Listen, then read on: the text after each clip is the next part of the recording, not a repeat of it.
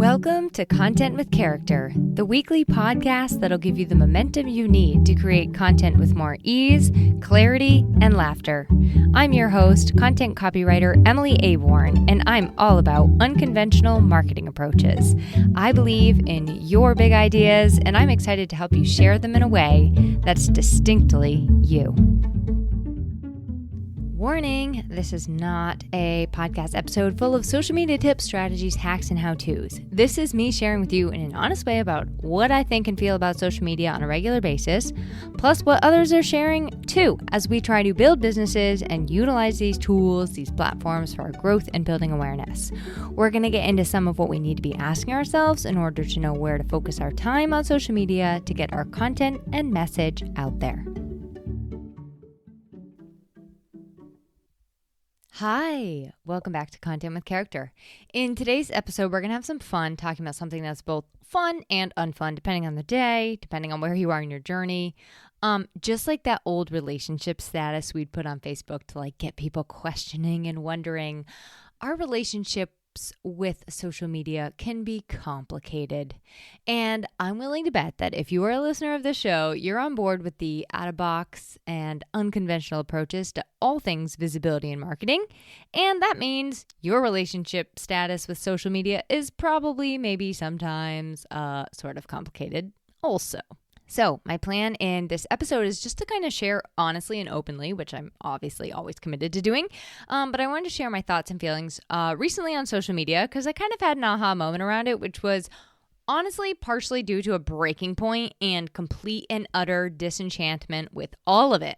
And so I thought I'd spend some time helping you use your time more wisely on social media and choose the platform that might actually deserve a little more time and energy, and then the ones that don't.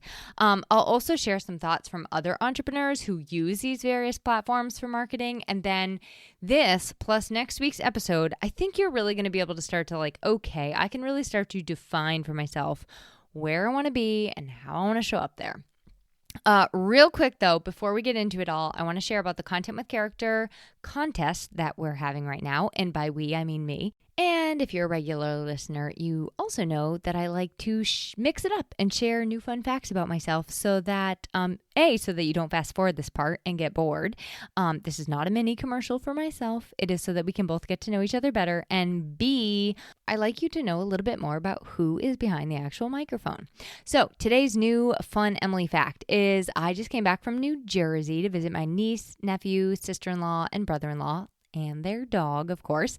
And as you can imagine, we had an action-packed couple of days. We made rainbow loom jewelry, racetrack. We built racetracks. Also, spoiler, Auntie Emily is terrible at race car driving and anything that involves a remote control. And we also had a lot of fun playing board games. That was super, super fun. We also visited their town pool. And I'm using town pool in air quotes because this was the Buckingham Palace of town pools.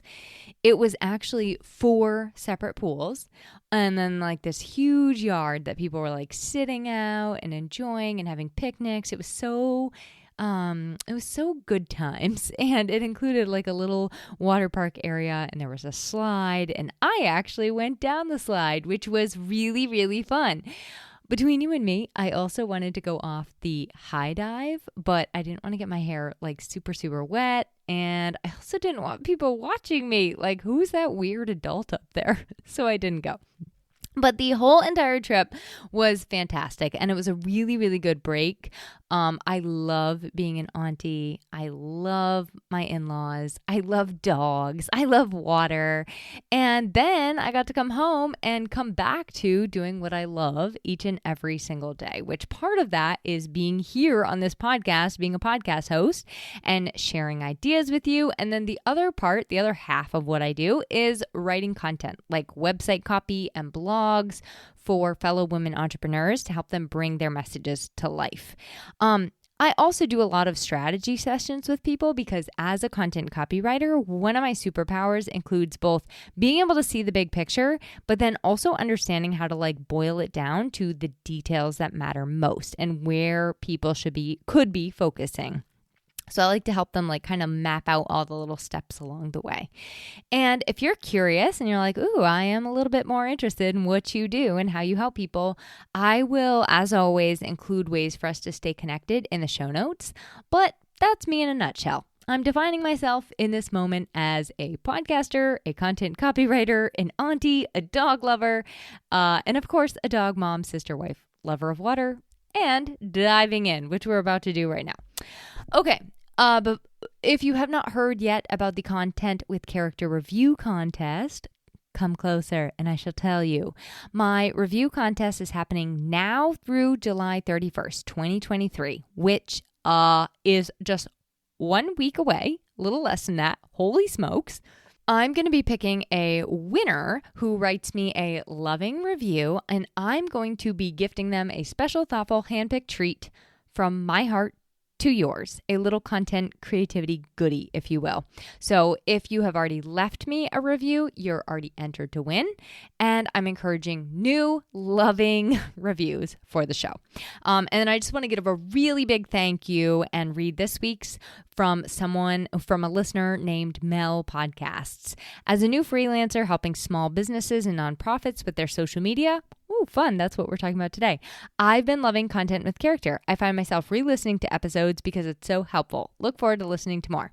That is awesome. Thank you so much, Mel Podcast. You are the best, the best, the best, the best. And if you want to be the best, you just have to get in there and write me a review.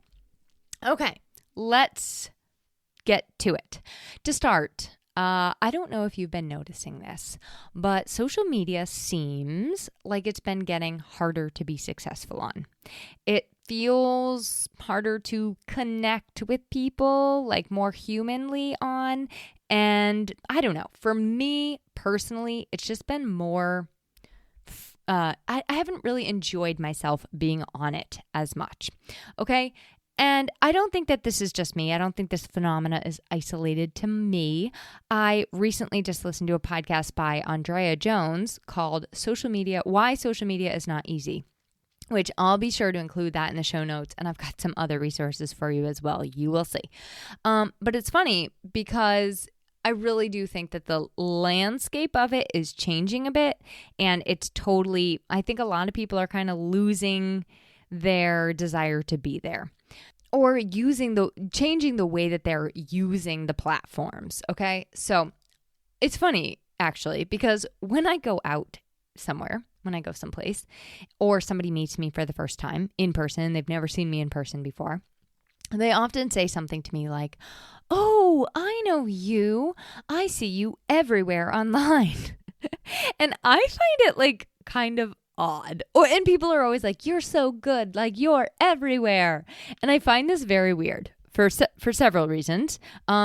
Number one, because I'm definitely not everywhere, and I'm actually not super prolific with like what I post and share in the places that I am. Like I am not the kind of person that posts every day. I don't post 3 times a day. Like I don't post that much. So I find it fascinating for that reason. And number two, I find it interesting because if they're seeing me everywhere, they're most certainly not engaging with me because I would know their names, right? So like they're just reading what I'm posting or sharing and like not responding to it. Now, first of all, pity to the poor person who has me popping up in their algorithm everywhere they turn. Like I am truly deeply sorry. My condolences. I also hate to think that someone thinks I'm just like sitting out there camped on social media all day. And it used to really bother me actually when people said that to me. But now that's besides the point. I don't think it's what they mean. I think what they're trying to say is I'm visible. And I am visible because I've worked really consistently to be visible for like 9 years now. And that's part of what I help people do now. Like I love helping people do that. But it does make me wonder like, okay, well, why aren't you engaging on it? And like, if you're seeing me, why aren't you commenting? Like, what am I doing wrong? And also, if I'm everywhere, I should be further along than I feel like I am.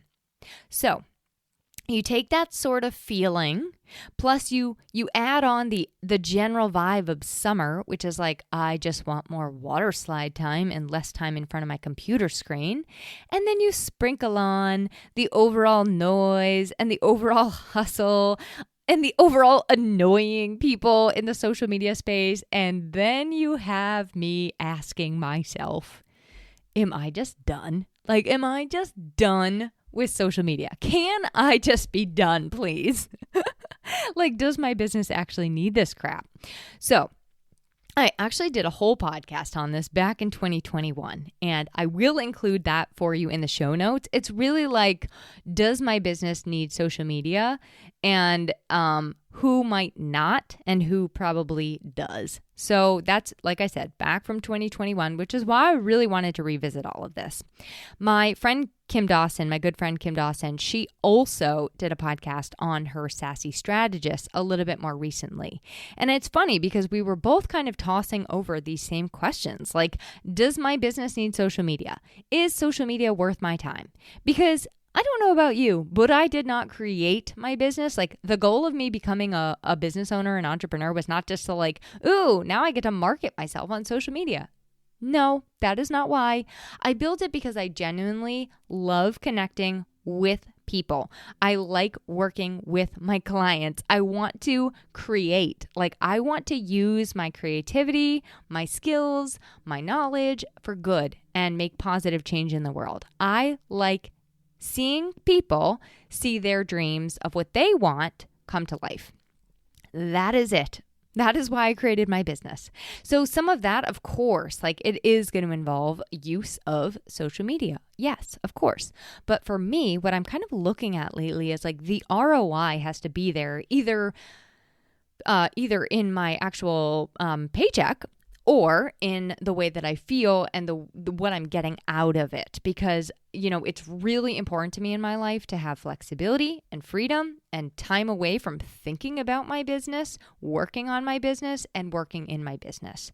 And so I don't want to be spending all of my time marketing myself. So as business owners, we have to wear a lot of hats. We're the marketers, we're the makers, we're the accountants, we're the ones who clean out our office trash cans. Well, actually, my husband does that for me, but these are not the things that you want to 100% be occupying your time, because unless you're a marketer, unless you're an accountant, unless you're a office trash cleaner, outer, this isn't why you started your business. So here's my first question for you. Why did you build your business? Did you build your business to spend your day all day online? Like, ask yourself that question. Or is your goal really to work with human beings and be social in real life or on Zoom, however you work with people? So while I'm sitting there considering like just ditching it all, I realized my epiphany, my aha moment is that right now, for now at least, I'm a little bit stuck playing the game. And that's okay. Until I get, 8 bajillion email subscribers, or I'm just like this endless stream of word of mouth referrals. I do find it valuable to use social media to make connections. And there are various platforms which I've decided to focus my time on, and I will get into that. I also believe that it's really important for us as business owners. Like, social media acts so much as like a billboard for our business in addition to our websites, right? So it does help you to have some presence in some of the different places. You do not need to be everywhere, but I think that having a social media presence somewhere where your people are, ideally, is helpful. So this all said, this is important. Social media is only a slice of my marketing pie, like a single slice. It doesn't even have whipped cream on it. Okay, this is not the entirety of my marketing strategy. And I think what I see happening, and it can get very, very, very discouraging if you put all of your weight into social media. You put all of your weight into SEO. You put all of your weight into podcasting. You put all of your weight into networking. You put all your weight into your emails. Like, anything that we're putting all of the weight onto, it's very discouraging because it may not be as effective. When I think of marketing, it's not just a slice. It is a whole little cohesive happy pie. All of these parts working together. And you get to make that look like whatever you want. And for many of us, we do rely on social media quite a bit to market our businesses and spread the word, but it can't be all that we're relying on. And so I'm going to this week share what I'm seeing out there as far as options and just kind of like how to focus your time when you're on them. We're going to put it all on the table and share what people, like other people in my community too, are saying about each of the platforms. And then next week is going to be part 2. And I'm going to give you some alternatives, some things you actually need to work on to make your social media like a little bit more maybe effective. Because as I was saying, it's really an easy trap to rely too much on social media, to spend too much time and energy worrying about your presence and nonsense numbers. And I don't want that for you. So, okay, last thing, and then we're going to get into like the platforms. I really want to encourage you to think about where you want to be and also how you feel when you're in those various places. Because I don't know about you, but some of the platforms, they do not light me up. They don't make me feel good to be on, to post on. I just don't really want any part of it. And even some of the tools within those platforms, which I'll get into a little bit. But I think if you're mindful of that, for example, I'll give you an example right now. I'm not really willing to play this game and like dance about on Reels. I don't really want to do Reels. Like I probably never will. I don't have any interest in even figuring out how to make it creatively work for me. But some of you do. Some of you love Reels. And I think that's the important part. When you show up where you genuinely want to be, you come across more genuine and authentic because guess what? You are more genuine and authentic. It's like, that's the secret. How do you become more genuine and authentic? I get asked that question sometimes and I'm like, you just be more genuine and authentic. So that is it. That is it.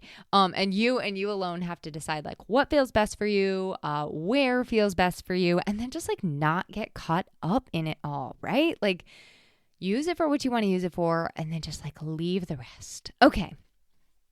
With that was, I'm going to roll away the soapbox. Well, no, I can't lie. It's probably coming back out. Okay, let's start with good old-fashioned Facebook. First of all, I say good old-fashioned because I'm a millennial. I'm age 37, and I think I'm like one of the geriatric millennials. So that is the thing. That is a term. And for those of you who are unaware, Facebook actually started when I was in college. It started as an app for college students to connect. Stalk each other, whatever, connect. But you had to have a .edu email address or its equivalent. And it was really just about like posting fun pictures and connecting to your friends and being, connected to other people on campus. And then it quickly grew to family, friends, groups, heavy on the marketing. And then for some people, they've told me that like their algorithm nowadays is just very dark and gloomy and depressing and weighs them down. I don't have this issue because like I only give like little heart emojis. By the way, don't even get me started on the like versus heart, like versus all the reactions. I don't love them. I only like hearts and I only give hearts to things that I find that I love. And so as a result, my algorithm keeps my Facebook actually very enjoyable. And if something is like negative or just like, gets my hackles up, I just keep on scrolling by and don't give it my time or energy or eyeballs. Okay, so today I want to share these little Facebook stats. These are just a couple, and these come from actually Sprout Social. They say, Sprout Social claims that there are 3 billion Facebook users actively. The largest age group is 25 to 34, which I actually found that very surprising. I thought it would be a little bit older, personally. And then that the average person spends about 30 minutes a day on Facebook. Now, I did some digging to find out, like, what is this Facebook algorithm doing to us? Because I don't know about you, but it is not always played nice. So what it really, Facebook algorithm is based on who posted it, meaning you're more likely to see content from the people you interact with. That might be friends, but it also might be businesses, and that's going to come in down the road. Secondly, they are favoring the types of content that you most interact with. Facebook knows I don't interact with video. I tend to scroll right by video. It doesn't serve me up a lot of videos. So if you engage with photos, you'll see more photos. If you engage more with all text posts, you'll see more all text posts. So you get the idea. Now, this is something for you to think about when you're thinking of how you're showing up for your people, how are they interacting with content? Okay, so think about that. And then number 3, the algorithm is also kind of prioritizing posts that have a lot of engagement. Now, this is especially engagement from people you interact with a lot. So all this to say, you can see how the algorithm kind of becomes just a reflection of what you're feeding it. And you're going to see the same, you're going to be swimming in the same pool with a lot of the same people if you spend enough time on there and if you engage in enough of your friends' stuff and vice versa. Okay. Now, on to Facebook personal pages. By the way, I am no algorithm expert. I'm just sharing my takeaways from what I've been reading. So I want to dive into, I'm going to do personal pages, groups, and then also business pages. And I can't guarantee that they're going to be in that order. I'm just talking. So Facebook personal pages. These are fantastic for connection, creating connection. However, if you decide to use it for business content, and I don't tell people not to use it for business content or promotional content, but Facebook says you're not really supposed to. And as a result, they tend to lower your visibility. Like old Zuckerberg, he doesn't want people knowing what we do for work. He wants people knowing what he does for work. And he does not want us making our living on our personal pages. He wants your business page to spend money on ads so that he can keep doing what he wants to do for work. So I've seen this time and time again. If I post a podcast with a link or an article that interests me or other people's websites or businesses as a way to shout them out, anything with a link in the comments, it tends to get very low engagement. Now, this isn't. So what I've learned is I can't use my personal page kind of like I would LinkedIn. It just doesn't, the two don't translate. And that's how I would want to use it. It's hey, this is what I'm curious about. This is what I'm interested in. This is what I'm doing. This is what I'm up to. They don't really, it's whatever. So recently, what I've been using my personal page for is asking questions or sharing personal things, which I'm not super inclined to do. I will post pictures of Clyde and nature and I don't know. But when you post personal shares, Facebook likes it. So I looked back at some of my recent best posts. I don't call them best performing, but technically they were best performing. And one of them was my cute little dog, Clyde, crossing his legs like a darling and the distinguished gentleman dog that he is.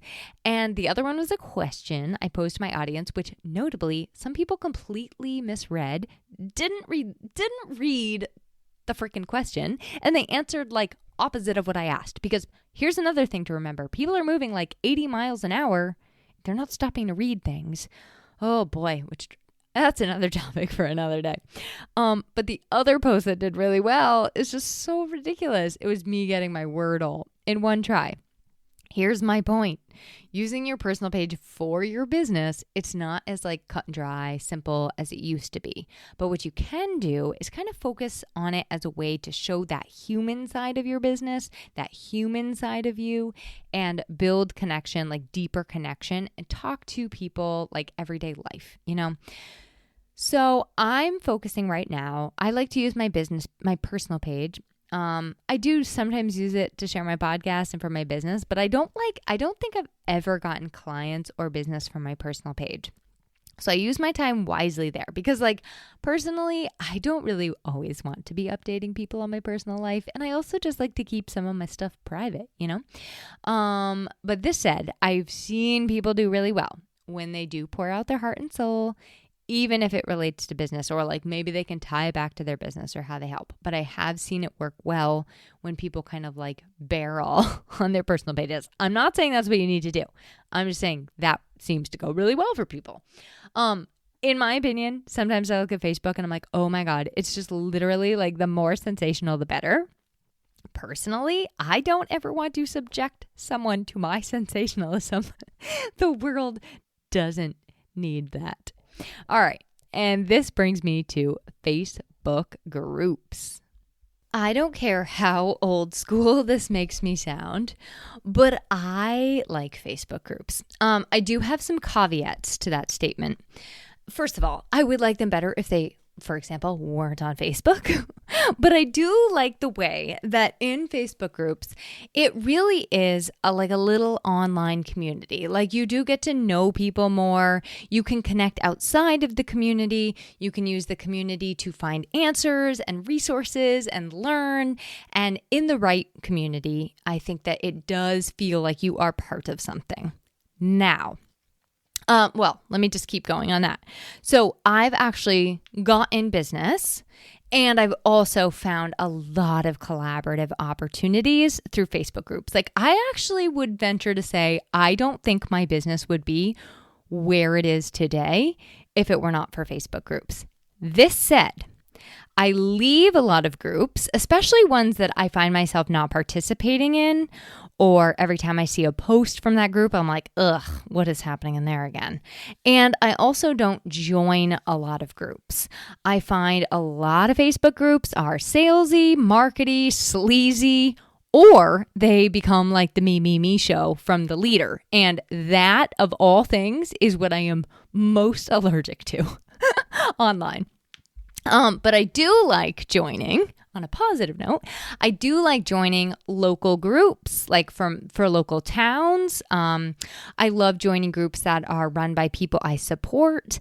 And I love joining my favorite group actually to really engage in and connect in, besides my own, the She Built This group, of course, is the Podcast Guest Collaborative, because I can go in there, I can make some really helpful, thoughtful comments on other people's things and like root them on and cheer them on. And I also find podcast guests in that group. And especially if I'm looking for somebody around a certain topic, or like I want to speak about a certain thing and I want them on my show.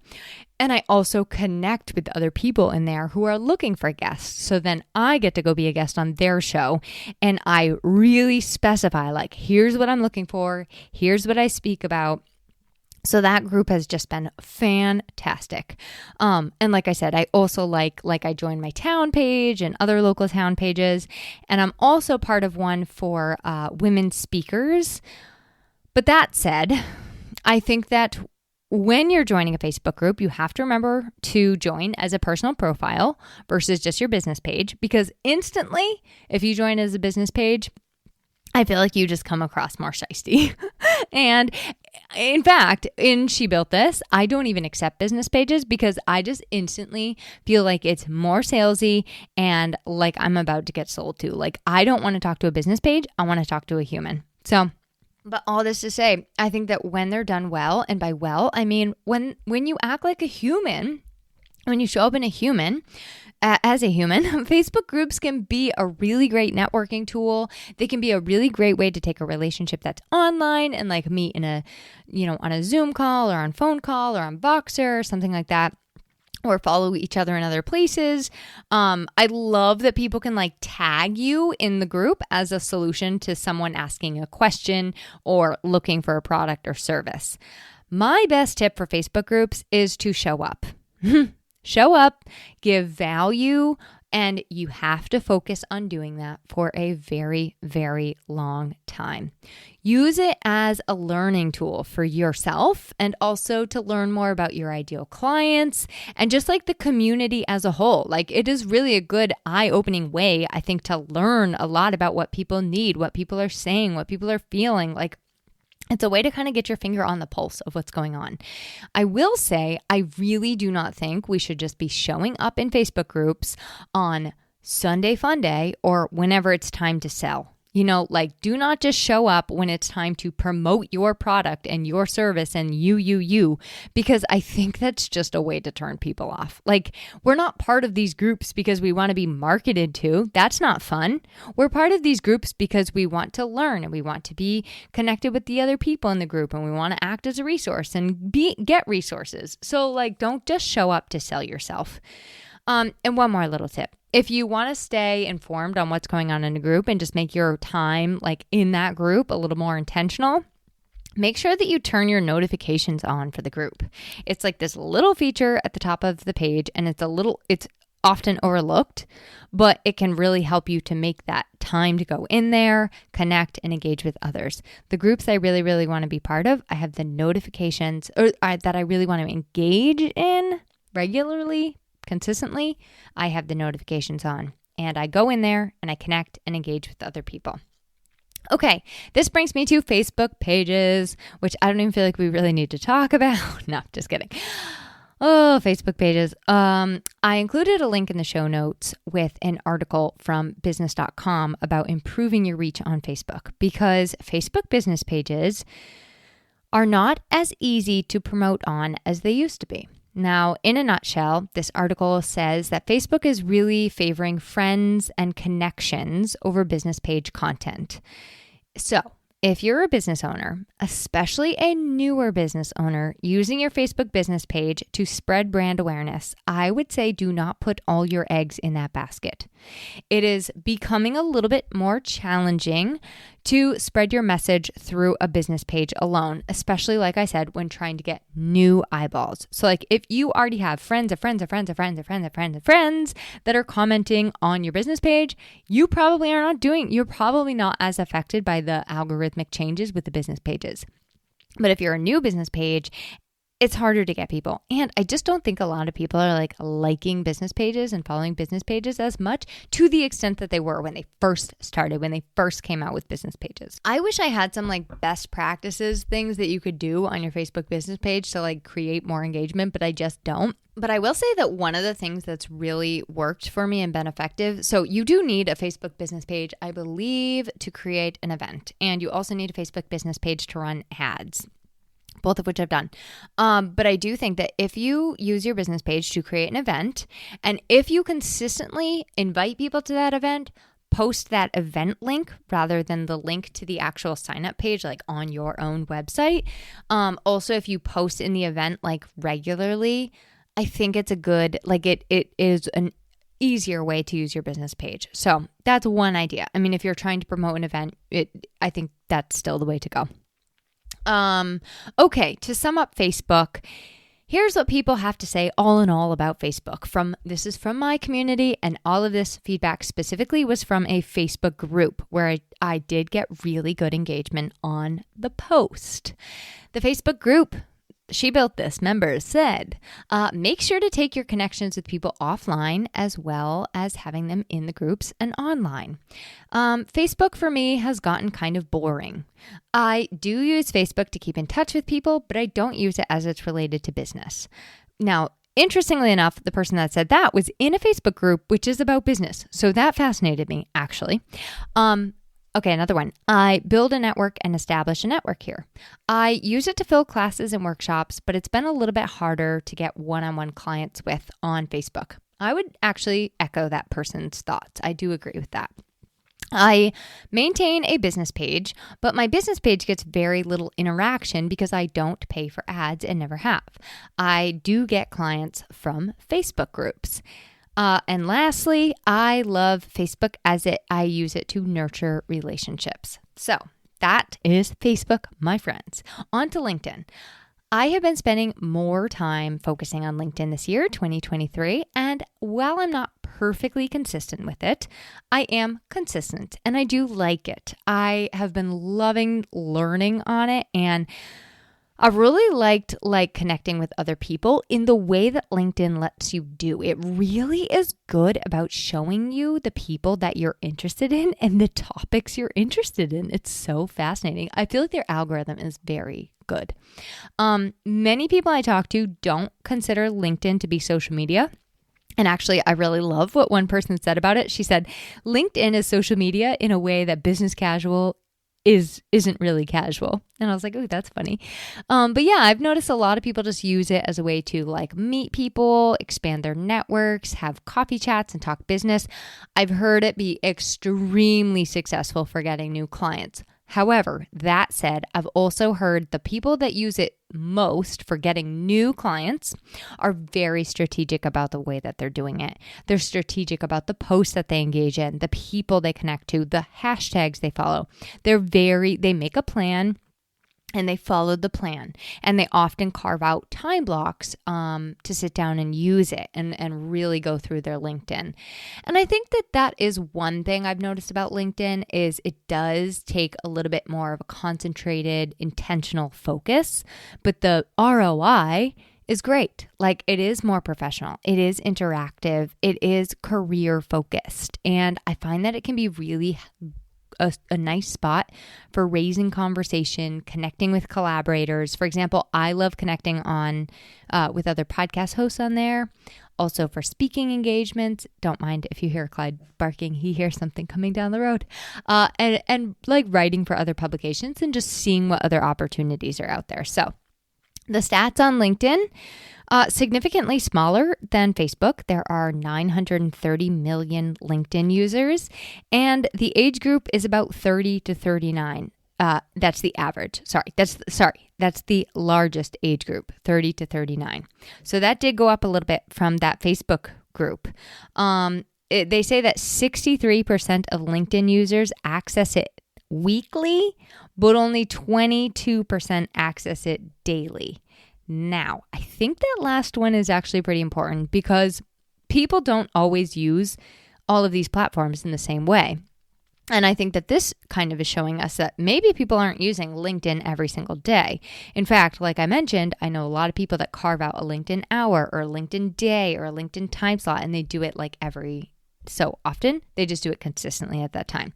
So I think it's important to just highlight, again, audible highlight here, that people use the platforms in different ways, which is going to affect how we choose to engage on it, how we post on it. Because based on how people are using the platforms most often, you might choose to not do one at all. And I'll get into that when I get into Instagram.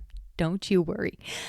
Someone on my LinkedIn shared these thoughts, and I really loved this, so I wanted to share it with you. I recently started pulling away from Facebook. It's a lot. I can't describe what the feeling is. I don't like the algorithms, the false information, the censorship, the rules, the regulations, and how integrated your account has to be to sustain a business. LinkedIn has been more promising, and it's a far more organized way of doing things, which I greatly appreciate. So right there, what I wanted you to hear in that is it is a good example of what I was saying at the beginning. Don't just stick it out with the things that you detest. Like, it's okay to pull away from a platform, and it's okay, and I'll say this again at the end, it's okay to pull away from a platform, even if that's where your ideal clients are. I talked to somebody recently on the She Built This podcast. It was a guest of mine. Her name is Angela Henderson. She's like, I don't like LinkedIn. Like, I can't even go on it. It makes me sick. And so she doesn't need to be there, you know? Other things I like about LinkedIn is that I like that people can write you recommendations and you can write them recommendations and like everybody can see it. So you can do that, yes, on Facebook business pages too, but this just is more personal, but it's also professional at the same time. So it's like the best of both worlds. I also find that the messaging feature on LinkedIn is a higher caliber than Facebook messaging and Instagram. Personally speaking, I mean, there is some marketing messaging that you get for sure, but it's definitely more professional like than Facebook Messenger. LinkedIn recently changed their algorithm as well. I actually think that was just a couple months ago. And what you need to know about that is non-professional content, especially posts that are designed to, quote, game the system, they're not being rewarded in the same way. Hello, thank you. I love that because I'm not going there. Like LinkedIn specifically for marketing yourself. I mean, really, I think that we are going there to market our businesses and to be professional. And so I love that they're taking away the content that is kind of not aligned to that. It's not that they're taking it away. Sorry. They're not giving preference to it. LinkedIn is also looking to highlight expert knowledge and advice. So when you show up as a thought leader on LinkedIn, the LinkedIn algorithm likes that. Even if you're just proposing new ideas or you're sharing an idea in a new way, they really like it. And then if you reshare something on LinkedIn, they really like you to have an opinion or an insight on it. So if you're resharing a post or you're resharing a link from somebody else or resharing an article, add your own little spin or your own little takeaway. Don't just blanket reshare the thing. So that's what LinkedIn likes. That's what their little algorithm likes. And as I said, just to kind of tie this in a little bow, with LinkedIn, I found that for me, consistency is the key. I have to put a time on my weekly planner that says engage or get on LinkedIn. And I do check in on it. I have my notifications on for like if somebody's engaging with my content or replying to my post or my comments. But I don't tend to go in there every day. I go in probably about 3 days a week. But consistency is key. And the other thing I'm really finding to work well for me on LinkedIn is using it as a way to really lean into repurposing. So I use LinkedIn as my playground, if you will, for taking big pieces of content, which I am known to create, like blogs and podcasts, and breaking them down. And it's really perfect for that. Okay, on to Instagram, then Threads, then we're done because there are way more that I know nothing about. Instagram, oh my God, let's just say. Okay, I've had my Instagram account since 2008, and I used to get, I must have had like 80 followers for a really long time, 80 followers, I don't know, something like that. And I would get like 90% of my followers to like give me hearts on a little post. No matter how bad the photo quality was, I didn't have like some crazy caption, and everybody loved it. Now I have like 1,169 followers. I have a really nice phone camera, mind you. Actually, I think it just went up to 1,170 today. Not that I'm counting. I just literally remember somebody followed me today, and I followed them back. Anyway, I have like 1,170 followers. It's not very many. I have a really nice phone camera. I take fine pictures that I post, and I'm lucky if I get 6 damn likes on a post. Like, forget comments. No one comments on my Instagram posts. In fact, in preparing for this episode, I asked on all the platforms, I asked a very similar question. The same question, I just reworded it on all the different platforms about social media, and I had some things for people to answer. On Instagram, not a single response. Not a single response. I'm over it. Like I've lost faith in Instagram for myself, for my business. I use it to share my podcast episodes, and I do, but I'm trying to kind of focus on it as a little bit more of a way to have fun and show off my personality as I connect with other people. So that said, I've shifted my focus. There are many different ways to use Instagram. You can use the feed, you can use reels, you can use stories, you can use lives. Like there's a million bells and whistles. I don't even know half of them. Like I said, I'm a geriatric millennial. I mostly use stories.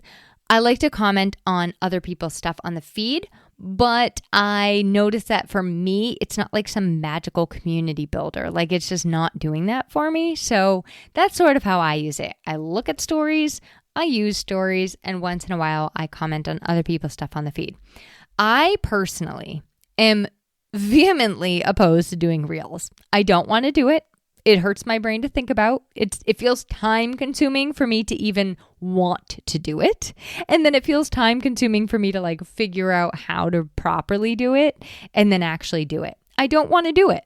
I also don't really like watching them. Like I'm not a video content person. It bothers me. I would rather listen or read something. So the video stuff, just not my thing.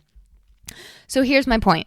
If you're sitting down to create something on a platform and you realize like everybody wants reels, which is true. They do. For some reason, I'm the weirdo that can't stand reels. Everybody loves reels.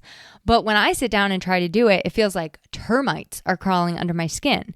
And so I don't think that is going to make for me sitting down creating the most authentic and genuine reel. Do you? No, I don't think so.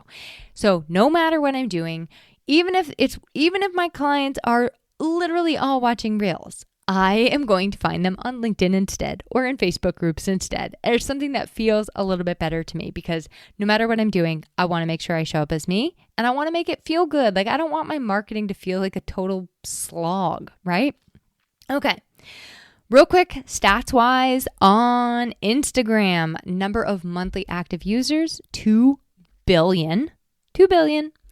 Largest age group, 18 to 24. Again, I'm slightly surprised it was so low, but I get it. And then time spent per day was about 30 minutes. We all know that's higher. That is a lie. Anyway, those stats come from Sprout Social. I'm sure they know what they're doing. I guess if it's average time per day, that makes sense. I know a lot of people who do really well on Instagram. Another thing to consider is this, like as a writer, I'm like, hey, look, here's my Google Doc that I made. Here's the Google Doc I created. It's just like some people just have businesses that I think lend themselves to more beautiful Instagrams.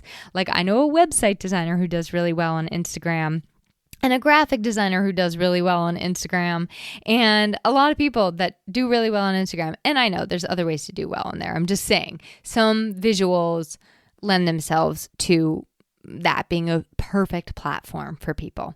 The website designer I know who does really well, she shares a lot of tips and useful information. And that's kind of what I try to do on there too. And that's how I plan to continue using it. Just sort of like tips and nuggets, because I don't think people on Instagram are as patient as you are listening to this with the long form stuff. Okay, but here, anyway, my goal with Instagram. If someone learns about me and sees my Instagram profile, like that's how they connect with me or find me. My goal is to show them how to get to my website and find my other stuff. And then also show them that I'm a real person with an active business. But when I think about how to like actually make it more effective for myself, I'm just like, no, I don't want to. It makes me cry. I've gotten only one client from Instagram, like ever in my entire time of being on there, one.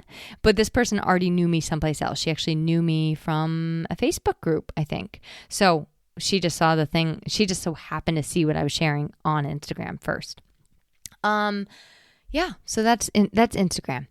And Threads, the latest and greatest. This is mostly going to be opinion because there's not much like actual fact yet on Threads. Well, okay, here's a fun fact for you. There's already 114 million users, and it's literally like 1 week old. Well, maybe a week and a half. I don't know. Anyway, Threads is the latest and greatest. And at first I was like, oh, this is cool. Kind of reminds me of AOL Instant Messenger. And I'm not usually an early adopter, but I think with this instance, curiosity got the best of me, and they make it so that you cannot delete your account unless you want to abracadabra your Instagram account and make that go away too. So once you sign up, you can't turn back, really. And I started seeing people say things like, I'm coming unhinged here. I'm showing my real authentic self on this app. I'm not holding back. So first of all, I was like, wait, who were you being before? Also, please do not come unhinged. The world does not need more people showing up unhinged on social media. And some things you really should be holding back. Like not all of your thoughts need to be shared. But my opinion aside, share they do. Lots of people share them all, and it appears that that is what Threads is all about. I still see like a solid 50% of the posts on Threads are just literally about Threads, which is also what happened on Clubhouse, if you recall. I've also seen people bragging about spending all their time on Threads, and it has me thinking like, well, is that why you started your business? Or is like that something you want to brag about? I'm so confused. I've tried a few posts on there. Mostly I'm following people, seeing what I think about what they're sharing, and just kind of seeing how it works. For some weird reason, like I don't feel compelled to share the inner workings of my brain constantly. And I feel like there's a lot of pressure there to share like quippy, sarcastic, unpopular opinion kind of content. That's just not my thing. Call me boring. That is actually my unpopular opinion. I don't care to share. So we'll see. I'm still TBD on this. I want to see how it pans out. I mean, again, remember Clubhouse? Like, no, none of us even remember it. Here's what I will say about Threads. It appears that they are trying to keep it focused on community building and less on marketing. So that could be good, but also maybe not where you want to spend your time if your goal on social media is to be marketing your business. Interesting. My fellow podcaster and copywriter, Erin Alila, just wrote an article about her thoughts on Threads, and I'll make sure I include that in the show notes. But someone else, just to wrap Threads up, she said that she really likes how you can like kind of keep up on things and like on Threads. And I guess that's similar to how Twitter was, but that it's a positive space. So, speaking of Twitter, other notable platforms I know I didn't cover were Twitter. I've never used it except to post like angsty stuff when I was 21, and then I deleted my account. Reddit, we don't have time for that. I've already gone way too long. Alignable, it's piqued my interest. I have not delved into it yet. And TikTok, never been on it. Don't care to be. I've heard amazing things. It's wildly successful for people. I just don't. I'm not interested. So, as you can see, I am not everywhere, and I focus on the platforms I actually enjoy and the platforms I actually have time and energy for. Like, I do not want my marketing to feel like a slog, and I don't think that it has to. Here are the things that are most important to remember. Know who your ideal clients are and where they're spending their time. And then once you know where that is, listen and pay attention a little bit to how they actually use the platform itself. Then know what platforms you are just opposed to and not interested in, and maybe the types of content that you are interested in and not interested in creating. It's okay. When connecting with people on social media, remember to take those connections offline too. Like if somebody contacts you to work with you, connect with them in a more tangible way on Zoom, phone call, etc. Make more friends offline than on. When you're connecting with people on social media, remember that this is about connecting, engaging, communicating. Like this is communication. And the goal is not just to blast your stuff out into the ether and hope it lands. As I always say, it is a two-way street. It is a long, slow, consistent, engaged, human game to market yourself.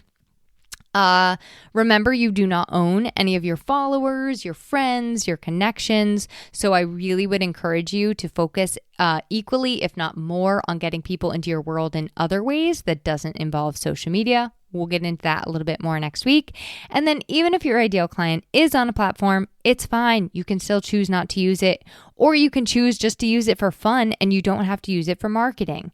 And then lastly, don't waste your time tracking anything like vanity metrics, etc., that don't help you reach a goal in some way. Like if you don't have a goal tied to it, don't track it. That is not mine. It is a pro tip from my fellow podcaster friend, Alicia Galati. At the end of the day, you have a limited amount of time, energy, and bandwidth, and you need to choose where you want to be wisely. You need to look at what you're putting in and look at what you're getting out. There are a lot of other ways to market ourselves outside of social media, and relying entirely on social media is hard. And for most of us, it's not the winning formula. Like I said at the beginning, savvy social podcaster Andrea Jones says it all. She recently just did an episode called Why Social Media is Not Easy. And like I said, all of these links will be in the show notes. Next week, you see why I had to do 2 parts. I mean, this was already so long, but next week I'm going to give you some alternatives, some things to do instead of social media, like how to build your business off social media. And like, I love thinking outside the box with all this stuff. I love thinking of new ways to create visibility opportunities and market ourselves. And that, my friends, is why I'm always going on and on about how excited I am about my Marketing Momentum Lab, because it is a 6-week small group program where we do exactly that. We as entrepreneurs focus on visibility and taking action around it for 6 whole weeks. We talk about creating really intentional visibility, showing up in the way that feels good to us and that is aligned for us. And then we take those steps to increase it. Now, my next Marketing Momentum Lab is kicking off July 31st. That's a Monday. And I would love to see you be part of this cozy knit group. So if you want in on that, more information is available at marketingmomentumlab.com, or you can just visit the show notes where I make your life easier for this entire list of resources. Okay, make sure you join me next week. I promise not to be so long-winded, okay? I promise. But we're going to chat a little bit more about social media, because once you get me started, you can't stop. Thanks for listening to this week's episode of Content with Character. If you loved the episode, please make sure to subscribe to the podcast, rate, review, and share it with someone else you know it could help. For more content and visibility tips, visit my blog at emilyaborn.com, and be sure to connect with me on Instagram at emilyaborn. I'd love to hear how this inspired you to take action.